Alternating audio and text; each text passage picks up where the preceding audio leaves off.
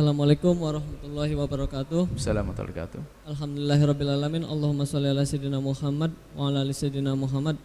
Semoga Buya dan keluarga selalu diberi kesehatan oleh Allah Subhanahu wa taala, selalu diberi kelancaran dan kemudahan dalam berdakwah. Semoga semua jamaah yang ada di sini maupun yang dimanapun diberi selalu kesehatan dan ilmu yang bermanfaat. Maaf Buya, izin bertanya. Jadi ceritanya ada orang tua sakit Buya.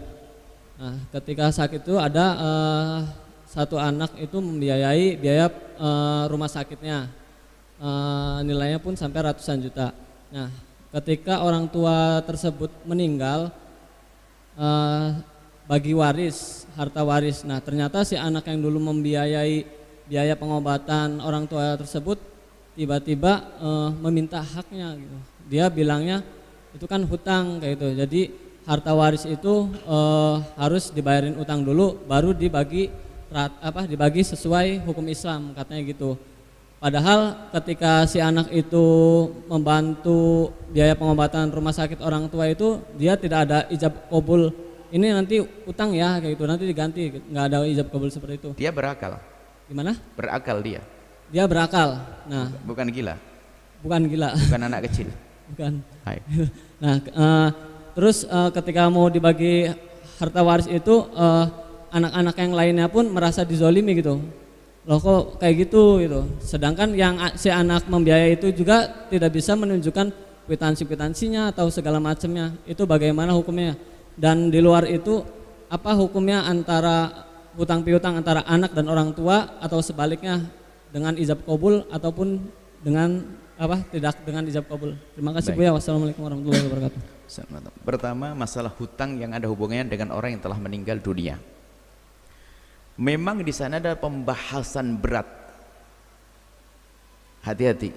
Banyak orang masuk neraka gara-gara rebutan waris sama kakak, adik, tidak tegur. Naudzubillah.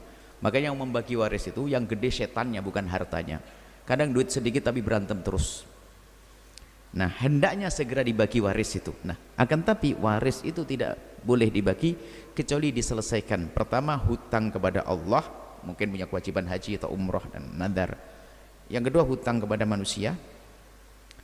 Yang ketiga adalah urusan mungkin sudah waktu bayar zakat. Yang ketiga adalah tentang wasiat. Yang ketiga ya, baru tiga ya. Hah? Hutang kepada Allah, hutang kepada manusia, urusan zakat, kemudian wasiat. Yang kelima adalah biaya perawatan jenazah. Setelah itu diberesin, baru harta itu dibagi. Cuman setan alim itu membisiki anak yang paling ustadz ini. Biasanya yang paling suka ngerebut warisan itu yang paling pinter loh ya, hati-hati, bukan yang paling bodoh. Yang paling ustadz itu, yang paling jago ngaji. Karena dia pinter gini-gini. Dalilnya apa? Segera dibagi. Utang. Nah kan, utang didahulukan dulu. Dia ingin. Nah ini masalah utang ini harus didahulukan. Tapi hati-hati, Anda tidak boleh memberikan harta waris kepada orang yang ngaku-ngaku bahwasanya duitnya dibawa oleh orang tua kita. Nanti habis semua orang ngaku. Harus ada buktinya hitam di atas putih. Kalau enggak enak aja, Mas, ayahmu punya utang 5 juta dari saya, dikasih. Besok 4 orang lagi habis ahli warisnya. Enggak harus, utang piutang harus ada. Maka dalam urusan jual beli apa utang piutang kan harus hendaknya dicatat. Nah, harus dicatat. Idza tadaitu bidain la ajal musamma faktubuh, ditulis utang itu. Baik. Itu. Kemudian aslinya begini itu. Cuman kadang-kadang memang setan masuk di celah-celah ini. Lalu apa yang dilakukan oleh seseorang dengan orang lain, manusia dengan manusia itu gimana sih akad utang piutang? Harus jelas dong. Kalau saya berakal kan saya, bukan anak kecil. Kalau ngasihkan uang ke saku Anda tanpa omongan apa-apa berarti hadiah. Saya kok tukang becak, ngajak Pak naik-naik, nggak pakai akad, maka gratis itu sebetulnya. Sebab orang berakal dengan orang berakal harus ada transaksi biar tidak ada khilaf. Coba karena saya naik becak, saya becak, Anda tiba-tiba naik nggak pakai transaksi, saya bilang 100.000 padahal 150.000, Anda tidak boleh komplain.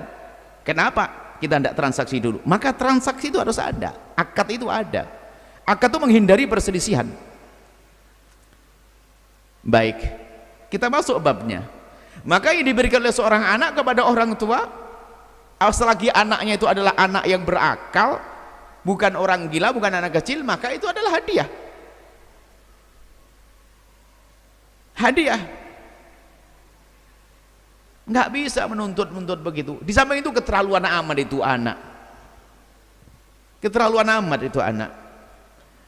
Ngerawat orang tuanya pakai hitung-hitungan, nggak bakal berkah hidupnya begitu. Mestinya dia paling bangga bahwasanya aku habis ratusan juta untuk merawat ibundaku, dibalas oleh Allah lebih banyak lagi. Jadi itu nggak ada akad, nggak bisa. Jangan dibuka yang demikian itu. Apalagi nggak ada bahkan kalau ada, khawatir ngomong sesuatu, kalau ada kwitansinya nggak ada. Oh, nggak ada transaksi. Kecil ayahnya ngomong, nak tolong aku pinjam uangmu dulu nak ya. Iya bah. Untuk apa? Untuk pengobatan. Pokoknya abah selama ini pokoknya catat nanti saya bayar utang abahnya. Ya kok tega amat anak begitu juga, ini aneh banget. Ya mungkin anak, tapi kalau tidak ada tidak boleh. Jangan macam-macam, tidak boleh.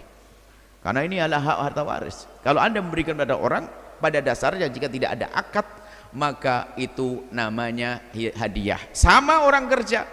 Jika saya bekerja di rumah Anda, nggak pakai transaksi, maka gratis saya kerja di rumah Anda karena saya berakal. Berbeda dengan saya anak kecil, tiba-tiba kerja di rumah Anda, wajib Anda menggaji saya. Kenapa? Anak kecil nggak bisa diajak mengadakan transaksi. Baik, ini saja. Kemudian hal lain lagi, wahai para anak, berlomba-lombalah. Di saat kita menemukan orang tua kita punya hajat, berlombalah Anda untuk menjadi orang yang paling banyak berkorban untuk orang tua Anda.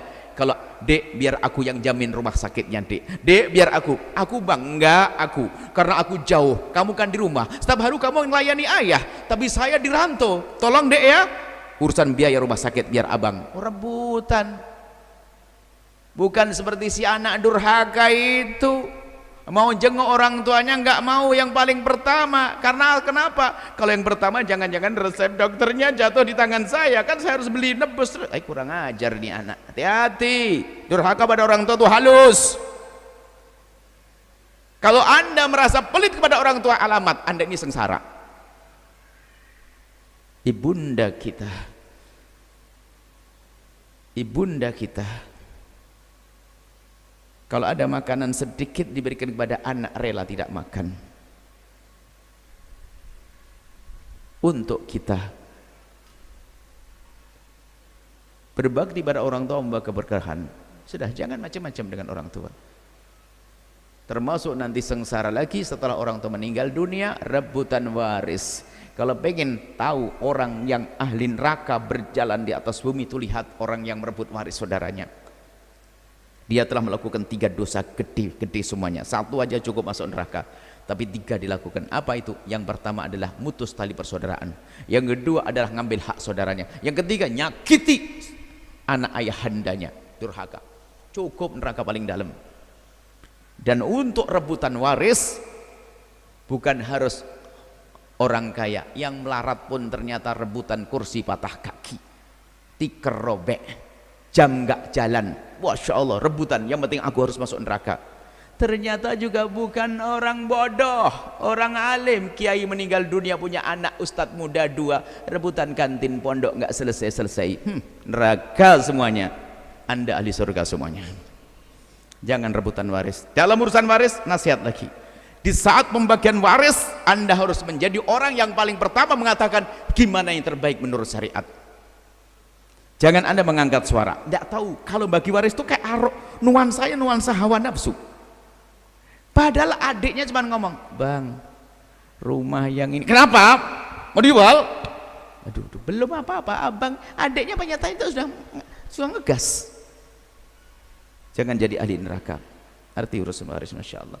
Semoga kita sebaik-baik menerima waris, dan nanti kita sebaik-baik orang yang mewariskan, dan anak-anak kita kelak sebaik-baik orang yang menerima waris. Baik, semuanya indah, nggak ada rebutan tentang waris. Wallahu a'lam bishawab. Saksikan video ini, jangan lupa berselawat kepada baginda Nabi Muhammad sallallahu alaihi wa alihi wa sahbihi wasallam.